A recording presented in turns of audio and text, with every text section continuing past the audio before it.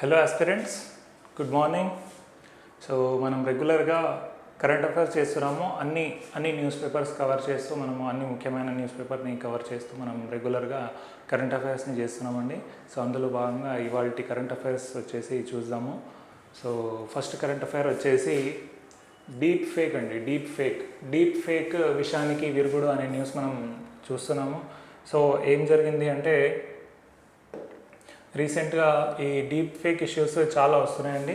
అసలు deep fake అంటే ఏంటి? డీప్ ఫేక్ అంటే ఆర్టిఫిషియల్ ఇంటెలిజెన్స్ని యూజ్ చేస్తూ ఫోటోలను, వీడియోలను మార్ఫింగ్ చేసి వాళ్ళు వేరే వాళ్ళ ఫేస్ మీద ఈ ఫేస్ పెట్టేసి ఈ వీడియోస్ని చేస్తున్నారండి. రీసెంట్గా మనము ప్రియాంక చోప్రా ఇష్యూ చూసినాము, నిన్ననే న్యూస్లో వచ్చింది.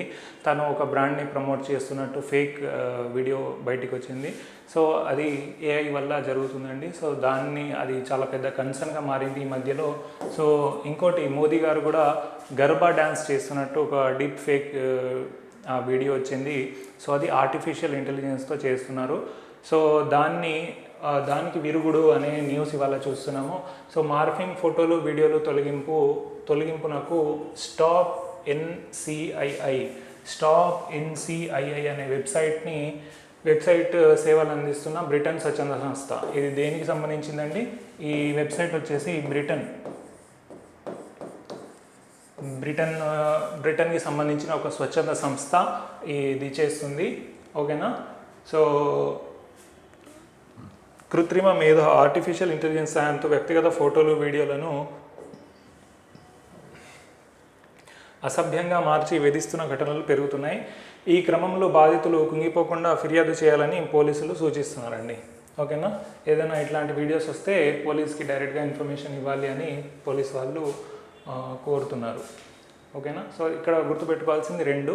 ఒకటి, డీప్ ఫేక్ అంటే ఏంటిది, రెండోది దానికి విరుగుడుగా స్టాప్ ఎన్సిఐఐ అనే వెబ్సైట్ని బ్రిటన్కి సంబంధించిన ఒక స్వచ్ఛంద సంస్థ స్టార్ట్ చేసింది. ఓకేనా? సో నెక్స్ట్, నావీ డే సందర్భంగా మన అంబరాన్ అంటిన నౌకాదళ విన్యాసాలు అని చూస్తున్నాము. సో అంబరాన్ అంటిన నౌకాదళ విన్యాసాలు. విశాఖ సాగర తీరంలో ఘనంగా నావీ డే వేడుకలు. సాయుధ శకటాలతో నౌకాదళ సిబ్బంది విన్యాసాలు చేస్తున్నారు. సముద్రంలో ఆయిల్ రిగ్ నమూనాతో పేల్చడంతో భారీగా పేలిన మంటలు అని చూస్తున్నాం. ఓకేనా? సో ఇక్కడ గుర్తుపెట్టుకోవాల్సిన అంశం ఏంటిది అంటే, ఒకటి నావీ డే ఎప్పుడు జరుపుకుంటామండి? December 4th. ఓకేనా? December 4th వచ్చేసి నావీ డేగా మనము చేసుకుంటాము. నెక్స్ట్, ఈసారి నావీ డే రోజు ఎక్కడ విన్యాసాలు జరిగినాయి అని అడగొచ్చు. So RK beach Visakhapatnam. ఓకేనా? ఆర్కే బీచ్ విశాఖపట్నం గుర్తుపెట్టుకోవాలి. సో నెక్స్ట్ అండి, important issue South China Sea గురించి ఇష్యూ అండి. ఇక్కడ ఫిలిప్పీన్స్ నౌకలపై జలఫిరంగులతో చైనా దాడి అనే న్యూస్ చూస్తున్నాము. ఇది ఇంటర్నేషనల్ అఫైర్స్లో, ఇంటర్నేషనల్ రిలేషన్స్లో చాలా ఇంపార్టెంట్ పాయింట్. కరెంట్లో ఉండే ఇష్యూ, ఎప్పుడు కరెంట్లో ఉంటుంది ఈ ఇష్యూ. చైనా వచ్చేసి ఈ తైవాన్ కూడా మాదే, ఇక్కడ ఉన్న పార్సిల్ ఐలాండ్స్ కూడా మావే, ఇక్కడ ఉన్నటువంటి స్పార్ట్లీ ఐలాండ్స్ కూడా మావే అని మొత్తం ఈ సౌత్ చైనా సీ మొత్తం నాదే అని చైనా అంటుంది. సో ప్రతిసారి ఇది న్యూస్లో ఉంటుంది కాబట్టి క్వశ్చన్స్ రావచ్చు దీనిపైన. సో ఒకసారి చూడండి, ఫిలిప్పీన్స్ నౌకలపై జలఫిరంగులతో చైనా దాడి. దక్షిణ చైనా సముద్రంలో చైనా, ఫిలిప్పీన్స్ మధ్య ఉద్రిక్తతలు కొనసాగుతున్నాయి. వివాదాస్పద సెకండ్ థామస్ అగాధం అండి. సెకండ్ థామస్ అగాధం ఎక్కడుందంట అంటే, ఈ స్పార్ట్లీ ఐలాండ్స్ ఉన్నాయి కదా, దీంట్లోనే ఒక అగాధం ఉంది. ఓకేనా? దాని పేరు సెకండ్ థామస్ అగాధం. దాని వద్ద తమ సిబ్బందికి ఆహారము, ఇతర సరుకులు అందజేసేందుకు వెళ్తున్న నౌకలపై చైనా తీర రక్షక దళము ఆదివారం జలఫిరంగులతో దాడి చేసిందని ఫిలిప్పీన్స్ అధికారి ఒకరు తెలిపారు. దాంతో ఓ పడవ ఇంజన్ బాగా దెబ్బతిందని వెల్లడించారు. ఈ దాడి వల్ల ఒక దశలో తమ సిబ్బంది ప్రాణాలు ప్రమాదంలో పడ్డాయంటూ మండిపడ్డారు. దక్షిణ చైనా సముద్రంలో స్కార్బరో అగాధం వద్దకు వెళ్తున్న ఫిలిప్పీన్స్ పడవలపై శనివారం కూడా చైనా తీర రక్షక దళాలు జలఫిరంగులను ప్రయోగించిన సంగతి గమనార్హమని న్యూస్ చూస్తున్నాము. సో ఇక్కడ గుర్తుపెట్టుకోవాల్సింది రెండు. ఒకటి, సెకండ్ థామస్ అగాధం ఎక్కడుందని క్వశ్చన్ రావచ్చు, లేదంటే స్కార్బరో అగాధం ఎక్కడుంది అని క్వశ్చన్ రావచ్చు. అయితే ఈ చైనా ఈ మ్యాప్ పాయింటింగ్ అంటే జాగ్రఫీ పరంగా క్వశ్చన్ రావచ్చు కాబట్టి చూసుకోవాలి. సో ఇది సౌత్ చైనా సీ అండి, కంప్లీట్గా సౌత్ చైనా సీ. దీంట్లో ఏమేమి ఐలాండ్స్ ఉన్నాయి, పార్సల్ ఐలాండ్స్ ఉన్నాయి అండ్ స్పాట్లీ ఐలాండ్స్ ఉన్నాయి. ఓకేనా, ఈ స్పాట్లాన్ ఐలాండ్స్ వచ్చేసి ఫిలిప్పీన్స్ ఏమో మాది అని అంటుంది, చైనా కూడా ఇవి మావి అని అంటుందండి. సో ఇది ఇష్యూ. సో ఇది సెకండ్ థామస్ అగాధం వచ్చేసి స్పాట్లీ ఐలాండ్స్లో ఉంది. ఇది ఒకసారి చూడలేదు, ఇది ఒకసారి చూడండి. స్కార్బరో అగాధం వచ్చేసి ఎక్కడుంది అనేది చూసుకోవాలి. మ్యాప్ పాయింటింగ్లో కూడా ఇంకా ఇక్కడ ఏమైనా స్టేట్స్ ఉన్నాయా, ఇక్కడ లూజాన్ స్టేట్ ఉంది, దేనికి మధ్యలో ఉంది, తైవాన్కి ఫిలిప్పీన్స్కి మధ్యలో ఉంది. సో ఇటువంటి క్వశ్చన్స్ వస్తాయి కాబట్టి ఈ మ్యాప్ పాయింటింగ్ని చాలా జాగ్రత్తగా చూసుకోవాలి. ఓకేనా, ఇది కూడా గుర్తుపెట్టుకోండి. లూజాన్ స్ట్రేట్ ఎక్కడుంది అని క్వశ్చన్ రావచ్చు, ఫిలిప్పీన్స్కి తైవాన్కి మధ్యలో ఉంది. ఓకేనా, సో నెక్స్ట్ కరెంట్ అఫైర్ ఇవాళది చూద్దాం. సో నెక్స్ట్ వచ్చేసి నోబెల్ పురస్కారాన్ని అందుకున్న నర్గిస్ మహమ్మదీ సంతానము అనే న్యూస్ చూస్తున్నాము. అయితే నోబెల్ పీస్ ప్రైజ్ ఎవరికి వచ్చింది? 2023లో నోబెల్ పీస్ ప్రైజ్ ఎవరికి వచ్చిందండి? ఈమెకు వచ్చింది. ఈమె పేరు వచ్చేసి నర్గిస్ మొహమ్మదీ. ఏం పేరండి? నర్గిస్ మొహమ్మదీ. ఓకేనా, సో ఈమెకి నోబెల్ పీస్ ప్రైజ్ 2023 గాను వచ్చింది. నర్గిస్ మొహమ్మదీ జర్నీ చూద్దాం ఒకసారి. తను అడ్వకేటెడ్ ఫర్ ఉమెన్స్ రైట్స్. దేనికోసం ఫైట్ చేసిండ్రండి Mohammadi? Women's rights and protest against the death penalty and political representation in Iran. 3 issues మీద ఆవిడ వర్క్ చేస్తున్నారు. ఒకటి ఉమెన్ రైట్స్ అండి, రెండోది ప్రొటెస్టెడ్ అగెన్స్ట్ ద డెత్ పెనాల్టీకి అగెన్స్ట్గా తను ప్రొటెస్ట్ చేస్తున్నారు.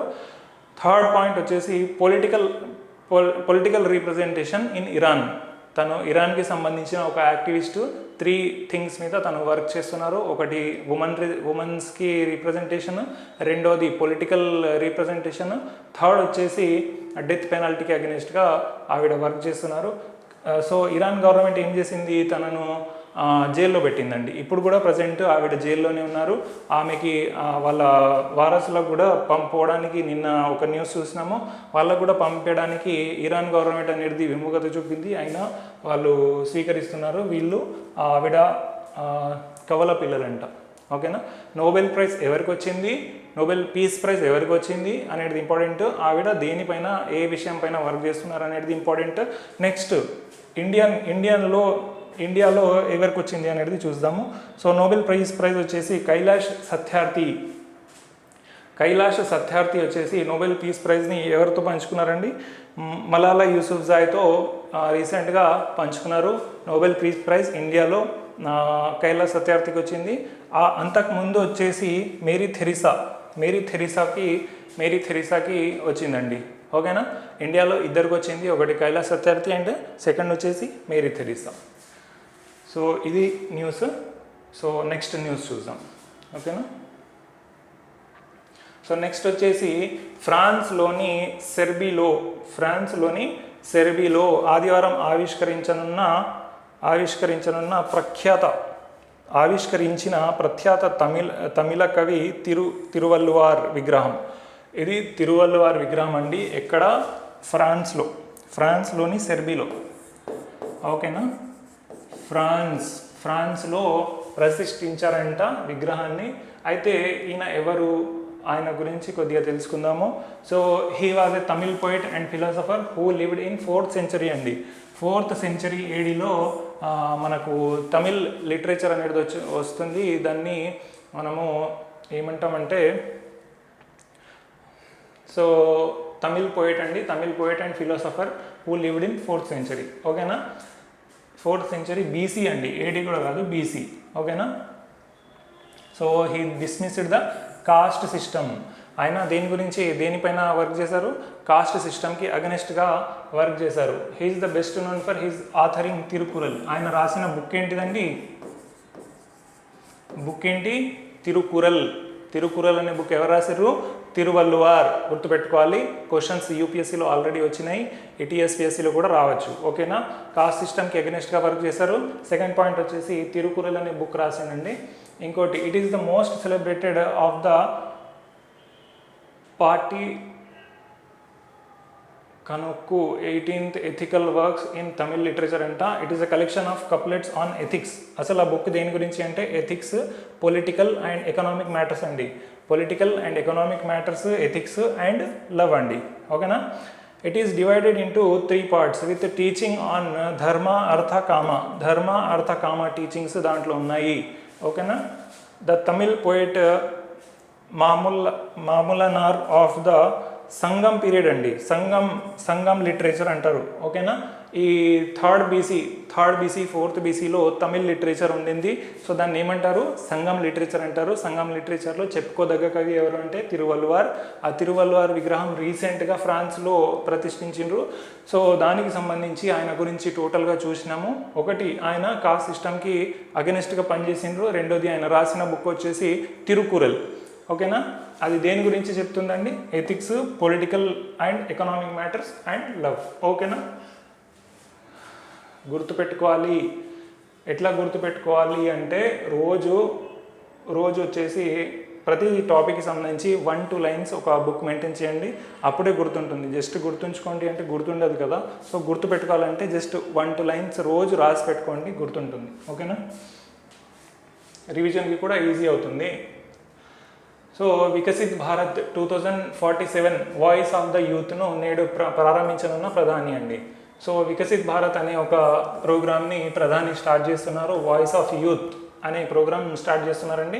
సో దాని గురించి న్యూస్లో వచ్చింది, ఒకసారి చూసుకోవాలి. Viksit Bharat 2047 voice of the యూత్ను ప్రధాని నరేంద్ర మోదీ సోమవారం ప్రారంభించనున్నారు. దేశవ్యాప్తంగా రాజ్ భవన్లలో ఏర్పాటు చేసే వర్క్షాప్లో వీడియో కాన్ఫరెన్స్ ద్వారా ఈ కార్యక్రమాన్ని మొదలుపెట్టనున్నారు. అనంతరం వివిధ విశ్వవిద్యాలయాల ఉపకులపతులు, విద్యా సంస్థల అధిపతులు, బోధనా సిబ్బందిని ఉద్దేశించి ప్రసంగిస్తారు. దేశానికి సంబంధించి ప్రణాళికలలో యువత భాగస్వాములు చేయడమే దాని మోదీ దార్శనికత అంటూ ప్రధానమంత్రి కార్యాలయం ఒక ప్రకటనలో తెలిపిందండి. అసలు Viksit Bharat 2047 voice of the youth అనే ప్రోగ్రామ్ దేనికి సంబంధించింది అంటే youth participation into make India developed country అండి. IMF చెప్పింది కదా. IMF ఏమని చెప్పింది? 2047 వరకు ఇండియా వచ్చేసి డెవలప్డ్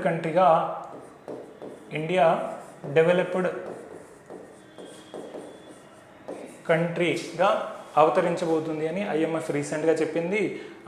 ఇంకోటి ఏంటిది అంటే సో దాంట్లో యూత్ పార్టిసిపేషన్ అనేది పెంచడం కోసం ఈ ప్రోగ్రామ్ అనేది ప్రధాని మోదీ తీసుకొచ్చారు. ఓకేనా. సో నెక్స్ట్ వచ్చేసి ప్రతిష్టాత్మక ఇందిరాగాంధీ శాంతి నిరాయుధీకరణ అభివృద్ధి పురస్కారము 2022 నవంబర్ 19న ఢిల్లీలో ఏ సంస్థకు ప్రదానం చేశారు అంటే ఈ ఇండియన్ మెడికల్ అసోసియేషన్కి ప్రదానం చేశారంట. Indian medical association. ఓకేనా. ఏ పురస్కారం? ఇందిరాగాంధీ శాంతి అండ్ నిరాయుధీకరణ అభివృద్ధి పురస్కారము. ఓకేనా, గుర్తుపెట్టుకోవాలి. ఏ సంస్థకు వచ్చింది? Indian medical association. British academy book prize for global cultural understanding పురస్కారాన్ని గెలుచుకున్న భారత్లో జన్మించిన రచయిత్రి ఎవరు? British academy book prize for global cultural understanding. ఈ British academy book prize for global cultural understanding పురస్కారాన్ని గెలుచుకున్నది ఎవరు? ఏ రచయిత్రి అంటే నందిని దాస్ అండి. ఓకేనా, నందిని దాస్ గుర్తుపెట్టుకోవాలి. 2023 నవంబర్లో భారత్ ఆర్థిక శాఖ మంత్రి నిర్మలా సీతారామన్ ఏ దేశంలో 3 రోజుల పర్యటన సందర్భంగా అక్కడి ట్రింకోమాలీలో భారతీయ స్టేట్ బ్యాంక్ శాఖను ప్రారంభించారు. సో ఆర్థిక మంత్రి SBI శాఖను ప్రారంభించారంట. ఎక్కడ ప్రారంభించారు అంటే శ్రీలంకలో. ఓకేనా, శ్రీలంకలో ప్రారంభించారండి. ఓకేనా. So will move to the next current affair.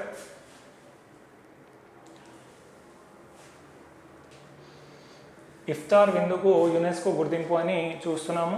UNESCO intangible cultural heritage sites అని ఉంటాయండి. ఆ లిస్ట్ ఉంటుంది, ఒక లిస్ట్ ఉంటుంది. దాంట్లో రీసెంట్గా ఇఫ్తార్ని యాడ్ చేశారు అని చూస్తున్నాము. అంతకుముందు 2021లో దుర్గా పూజ అండ్ రీసెంట్గా 1-2 days బ్యాక్ వచ్చేసి గర్బాని కూడా ఆ లిస్ట్లో యాడ్ చేయడం అనేది జరిగింది. 2021లో దుర్గా పూజ అండి. ఇది గుర్తుపెట్టుకోవాలి, చాలా ఇంపార్టెంట్. సో ఇఫ్తార్ని రీసెంట్గా యాడ్ చేశారంట, ఒకసారి చూద్దాము. రంజాన్ మాసంలో ముస్లింలు ఇచ్చే ఇఫ్తార్ విందుకు యునెస్కో గుర్తింపు లభించింది. ఇరాన్, టర్కీ, అజర్బైజాన్, ఉజ్బెకిస్తాన్ సంయుక్తంగా చేసిన ప్రతిపాదనను ఆమోదించింది. ఉపవాసం తర్వాత సాయంత్రం వేళల్లో ఇచ్చే ఈ విందు కుటుంబము, కమ్యూనిటీ సంబంధాలు బలోపేతం అవుతాయని, దాతృత్వము, సంఘీభావము, సాంఘిక మార్పిడిని ప్రోత్సహిస్తుందని తెలిపింది. ఉపవాసం వల్ల కలిగే ప్రయోజనాలను తల్లిదండ్రులు తమ పిల్లలకు వివరిస్తారని, సాంఘిక విలువలు పెంపొందుతాయని వివరించిందండి. ఓకేనా. సో నెక్స్ట్ కరెంట్ అఫైర్ చూద్దాం. సో దక్షిణ అమెరికాలోనూ యుద్ధ మేఘాలు అనే న్యూస్ చూస్తున్నాము. ఇక్కడ ఇష్యూ ఏంటిది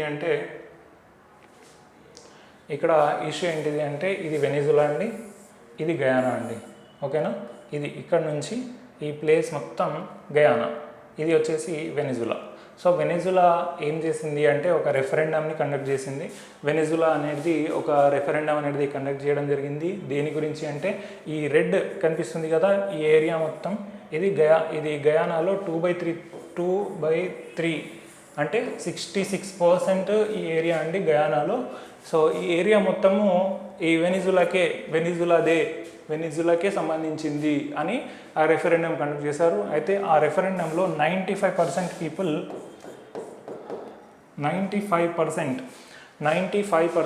వచ్చేసి అవును అది మనదే అని ఓటేశారంట. సో అది ఇక్కడ ఇష్యూ. సో ఇప్పుడు నెక్స్ట్ ఇప్పటికే రెండు పెద్ద యుద్ధాలు జరుగుతున్నాయి. ఒకటి యుక్రెయిన్, రష్యా, అండ్ రెండవది పాలస్తీన్, ఇజ్రాయెల్. సో ఇది మూడోది కావచ్చు అని అంటున్నారు. సో ఇక్కడ ఎందుకు మరి వెనిజులా దీనిపైన ఎందుకు కన్నేసింది అంటే అదొక సహజ వనరుల గని. ఆ ప్రాంతం పేరు ఏంటిది అంటే ఎస్కిమో రీజన్ అండి. ఏం పేరు? Eskimo reason. ఓకేనా. అయితే ఈ పర్సన్ పేరు వచ్చేసి నికోలస్ మదురో. ఆయన వెనిజులాకు సంబంధించిన ప్రెసిడెంట్. సో ఇక్కడ ఇష్యూ ఏంటిది అంటే ఇది ఒక రాజకీయ ఎత్తుగడ అని కూడా అంటున్నారు. సో ఇతను నెక్స్ట్ ఎలక్షన్స్లో ఓడిపోతాడు అని అక్కడ ప్రచారం జరుగుతుంది. సో ఎంత టైం ఎక్కువగా నేను ప్రెసిడెంట్గా ఉంటే అంత మంచిది అని ఈ పర్సన్ చేస్తున్న కుట్ర అని కూడా అంటున్నారండి. ఇంకోటి గయానా ప్రెసిడెంట్ వచ్చేసి ఇర్ఫాన్ అలీ. ఓకేనా, గుర్తుపెట్టుకోవాలి, ఇర్ఫాన్ అలీ. డైరెక్ట్గా క్వశ్చన్ రావచ్చు. సో ఈ రీజన్ మీద ఈ రీజన్ పేరేంటి? Eskimo reason. ఓకేనా. ఎస్కిమో రీజన్ అండి. ఎస్కిమో రీజన్ అసలు ఎందుకు అంటే ఎస్కిమో ప్రాంతం అపార సహజ వనరులకు ఆలవాలం. సహజ వనరులు చాలా ఉన్నాయంట. నెక్స్ట్ దీని విస్తీర్ణం వచ్చేసి 1.59 లక్షల చదరపు కిలోమీటర్లు. అండ్ గయానా మొత్తం భూభాగంలో 3/2 అంటే 2/3 భూభాగము ఆ ప్రాంతంలో విస్తరించింది. కానీ గయానా అక్కడ జనాభా అనేది తక్కువ ఉందంట. ఈ ప్రాంతం నిండా దట్టమైన అమెజాన్ అరణ్యాలు ఉన్నాయంట అండి. అమెజాన్కి సంబంధించినవి ఉన్నాయంట. భారీ పరిమాణంలో బంగారము, రాగి తదితర ఖనిజ నిల్వలు కూడా ఉన్నాయంట. సో ఆ ఖనిజ నిల్వలు ఉన్నాయి కాబట్టి బంగారము, రాగి సంథింగ్ ఉంది కాబట్టి అక్కడ. సో ఈ పర్సన్ వచ్చేసి ఒక రెఫరెండం కండక్ట్ చేశారు Venezuela.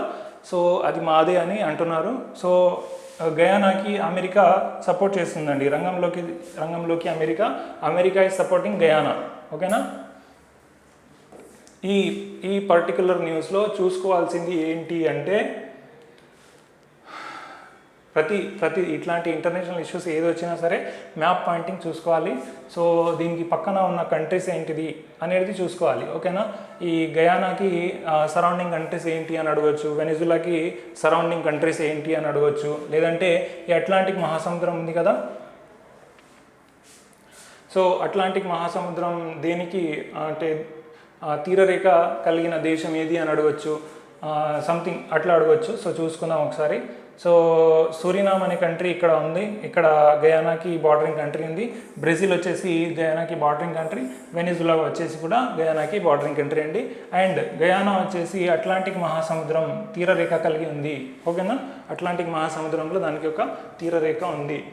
So next current affair చూద్దాం. నట్టేట ముంచిన గూగుల్ మ్యాప్స్. ఇది కరెంట్ అఫైర్ కాదు, జస్ట్ ఇంట్రెస్టింగ్ అనిపించింది కాబట్టి చెప్తున్నాను. సో గూగుల్ మ్యాప్స్ని మరీ ఎక్కువగా నమ్మకండి. ఇగో నట్టేయటం ఉంచిందంట. ఒక DCM పర్సన్ వచ్చేసి నైట్ వెళ్తూ ఉండగా గూగుల్ మ్యాప్ ఓపెన్ చేసుకొని వెళ్తూ ఉండగా డైరెక్ట్ నీటిలోకి వెళ్ళిపోయిందంట. సో అదొక ప్రాజెక్ట్ అంట. ప్రాజెక్ట్లోకి డైరెక్ట్ వెళ్ళిపోయిన తర్వాత అర్థమైందంట అక్కడ వాటర్ ఉన్నాయి అని. సో దేన్ని కూడా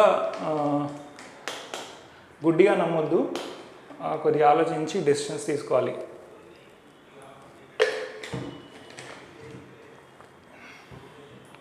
ఇక్కడ గూగుల్ మ్యాప్స్ని అని చెప్పలేము, డ్రైవర్ కూడా మరి నైట్ పూట కాబట్టి. సో ఓకే, సో ఇది ఇవాల్టి కరెంట్ అఫైర్స్. మళ్ళీ ఒక వీడియోతో రేపు కలుసుకుందాం. Thank you.